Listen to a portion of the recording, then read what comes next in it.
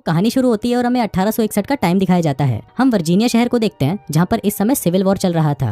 वहीं पर हम एक गर्ल्स स्कूल को देखते हैं जिसे मिस चमन चुस्की नाम की एक टीचर चलाती थी। हम देखते हैं कि 1864 तक सिविल वॉर चलने के कारण स्कूल के सभी स्टूडेंट्स और टीचर स्कूल से अपने घर जा चुके थे, लेकिन वही मिस चमन चुस्की और एक और टीचर मिस झपट्टा 5 लड़कियों के साथ अभी भी उस स्कूल में ही रह रही थी। इसके बाद हम गंजेड़ी नाम की एक लड़की को देखते हैं जो कि जंगल में सभी के डिनर के लिए मशरूम तोड़ने आई थी, लेकिन जब वो मशरूम तोड़ रही होती है तभी अचानक उसकी नजर एक आदमी पर पड़ती है जो कि घायल होकर एक पेड़ के नीचे बैठा हुआ था। अब उसको देखकर गंजेड़ी की फटकर 464 हो जाती है क्योंकि वो दुश्मन सेना से था। तभी वो आदमी बताता है कि मेरा नाम दगड़ू दलाल है और दुश्मन सेना ने मेरी दबाकर मारी है, जिस वजह से मैं उनसे बचकर यहाँ पर छुपा हुआ हूँ। अब गंजेड़ी को दगड़ू दलाल की हालत देखकर उस पर तरस आ जाता है, जिस वजह से वो उसे अपने साथ ले जाती है। लेकिन फिर स्कूल के पास आते ही दगड़ू दलाल बेहोश हो जाता है। अब उसे देखते ही स्कूल की सभी लड़कियां और टीचर वहाँ पर आ जाती हैं और उसे घेर कर खड़ी हो जाती हैं। अब उस आदमी को देखकर मिस चमन चुस्की गंजेड़ी को कहती है कि मैंने तो तुमको मशरूम लाने को भेजा था, तुम ये क्या उठा लाई। जिस पर गंजेड़ी कहती है कि ये वहाँ पर घायल पड़ा था, इसलिए मैं इसकी मदद करने के लिए इसे अपने साथ ले आई। अब उस आदमी को देखकर सभी लड़कियां सोचने लगती हैं कि क्या इस आदमी की मदद करना ठीक होगा भी या नहीं, क्योंकि इस स्कूल में सभी लड़कियां रहती हैं और अगर एक बार भी इस आदमी का काला नाक जाग गया तो ये कुत्ते की तरह हमारे बिलों में जाने के लिए तड़पने लग जाएगा।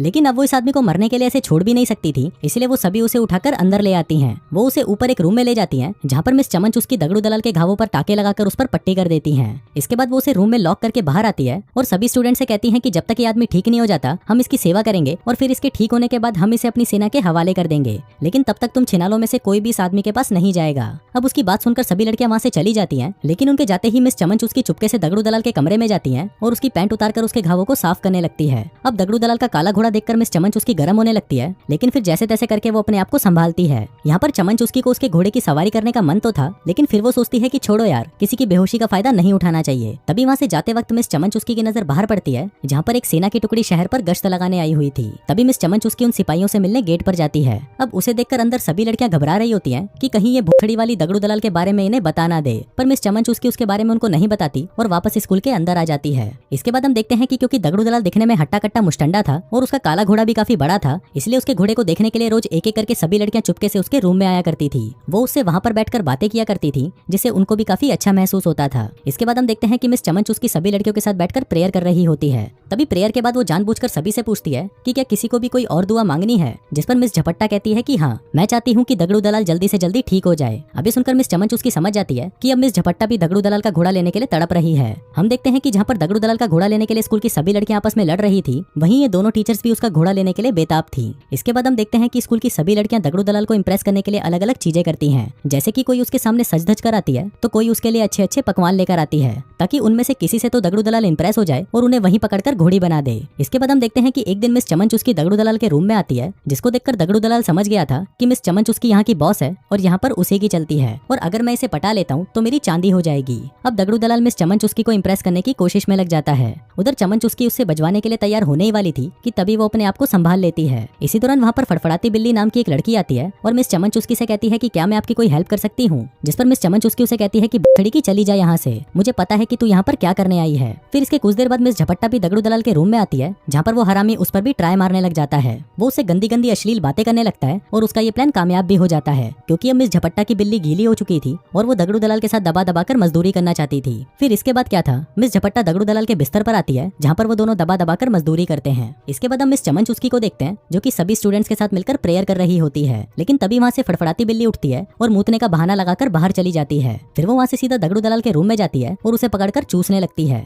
अब यहाँ पर दगड़ू दलाल को भी मजा आ रहा था, इसलिए वो भी इस मूवमेंट को एंजॉय करने लगता है, लेकिन फिर चूसते चूसते फड़फड़ाती बिल्ली को याद आता है कि मिस चमन चुस्की उसका इंतजार कर रही होगी, इसलिए वो वहाँ से चली जाती है। इसके बाद रात को हम देखते हैं कि जब लड़कियां साथ में डिनर कर रही थी, तभी वो सभी मिलकर फैसला करती हैं कि अब वो दगड़ू दलाल को खुश करने के लिए कुछ नया करेंगी। अब वो सभी दगड़ू दलाल को म्यूजिक सुनाकर खुश करने की कोशिश करती हैं, लेकिन दगड़ू दलाल को म्यूजिक में कोई इंटरेस्ट नहीं था, क्योंकि उसे तो उनके कुएं की खुदाई करनी थी। अब ये सब चल ही रहा था कि तभी कोई स्कूल का दरवाजा खटखटाता है। फिर मिस चमन चुस्की दरवाजा खोलती है और देखती है कि ये तो वही गश्त लगाने वाले सैनिक होते हैं। वो यहाँ पर बस चेक करने आए थे कि सब कुछ ठीक है या नहीं, जिसके बाद वो वहाँ से चले जाते हैं। इसके बाद हम मिस चमन चुस्की को देखते हैं, जो कि दगड़ू दलाल के साथ बैठकर वाइन पी रही होती है और ये दोनों किसी चीज के बारे में बातें कर रहे होते हैं। लेकिन इसी दौरान दगड़ू दलाल सोचने लगता है कि मिस चमन चुस्की बहुत ज्यादा स्ट्रॉन्ग है और अगर उसे यहाँ पर आराम से रहना है तो उसे मिस चमन चुस्की को पटाना ही होगा। फिर अगले दिन हम देखते हैं कि दगड़ू दलाल वहाँ पर स्कूल की गार्डनिंग का काम करने लगता है, क्योंकि वो वहाँ से नहीं जाना चाहता था। अब भला वो यहाँ से क्यों ही जाएगा, क्योंकि जिस इंसान के पास गहरे कुओं की लाइन लगी हुई हो वो इन सबको छोड़कर जंग में मरने क्यों जाएगा। उधर हम चमन चुस्की को देखते हैं, जिसकी नजर दगड़ू दलाल के जख्मों पर पड़ती है, जो कि अब ठीक हो चुके थे। अब क्योंकि वो बिल्कुल ठीक हो चुका था तो वो यहाँ पर नहीं रह सकता था, लेकिन तभी दगड़ू दलाल मिस चमन चुस्की से कहता है कि वो यहाँ से नहीं जाना चाहता और वो यहाँ पर रहकर गार्डनर का काम करना चाहता है, लेकिन मिस चमन चुस्की उसे फिर से मना कर देती है और कहती है कि तुम यहाँ पर नहीं रह सकते।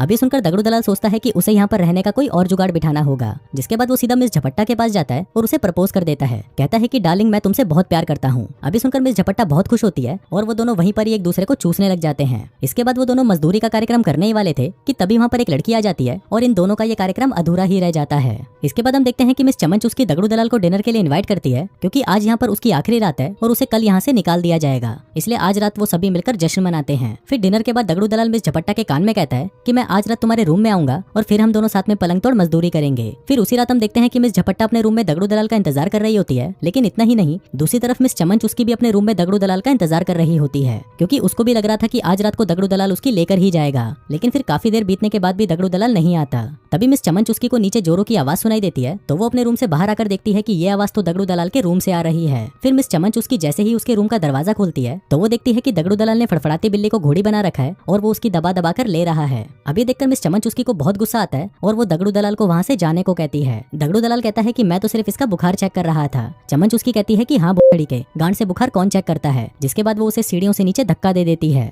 अब दगड़ू दलाल ऊपर से इतना तेज नीचे आकर गिरता है कि उसकी टांग पूरी तरह टूट जाती है। अभी देखकर मिस झपट्टा और मिस चमन चुस्की उसको जल्दी से उठाकर वापस रूम में ले जाती हैं। अब यहाँ पर चमन चुस्की कहती है कि मैं कोई सर्जन नहीं हूँ जो उसकी टूटी टांग को जोड़ दूं, इसलिए अगर हमें इसकी जान बचानी है तो हमें इसकी टांग काटनी पड़ेगी। अब उनको ये फैसला जल्दी से जल्दी लेना था, क्योंकि दगड़ू दलाल का खून तेजी से बह रहा था। फिर हम देखते हैं कि और कोई रास्ता ना होने की वजह से उनको दगड़ू दलाल की टांग काटनी ही पड़ती है। फिर अगली सुबह जब दगड़ू दलाल की आंख खुलती है तो अपनी कटी टांग को देखकर उसकी फटकर 464 हो जाती है। अब वो चमन चुस्की को देखकर उस पर बहुत गुस्सा करता है और उसे कहता है कि बुछड़ी की तूने ये सब जानबूझकर किया, क्योंकि रात को मैं तुझे बजाने जो नहीं आया। अब क्योंकि दगड़ू दलाल गुस्से में पागल हो चुका था, इसलिए चमन चुस्की उसको रूम में बंद करके नीचे आ जाती है। फिर कुछ देर बाद हम देखते हैं कि तड़पती बिल्ली चुपके से दगड़ू दलाल के रूम में आती है और उससे पूछती है कि मेरे बाबू ने थाना थाया। अभी सुनकर दगड़ू दलाल गुस्से में बावली गांड हो जाता है और उसके बाल पकड़कर कहता है कि बुछड़ी की मैं तुझे जान से मार दूंगा, क्योंकि तेरी वजह से ही हुआ है ये सब। अब ये देखकर तड़पती बिल्ली बहुत डर जाती है और नीचे आकर मिस चमन चुस्की से कहती है कि अब हम लोग यहाँ पर सेफ नहीं है, इसलिए अब हमें दगड़ू दलाल को आर्मी के हवाले करना ही होगा। लेकिन तभी वहाँ पर दगड़ू दलाल आ जाता है और उनको कहता है कि बुछड़ी वालों, अगर तुम लोगों ने मुझे फिर से रूम में बंद करने की कोशिश करी तो तुम लोग सोच भी नहीं सकते कि तुम्हारे साथ क्या होगा।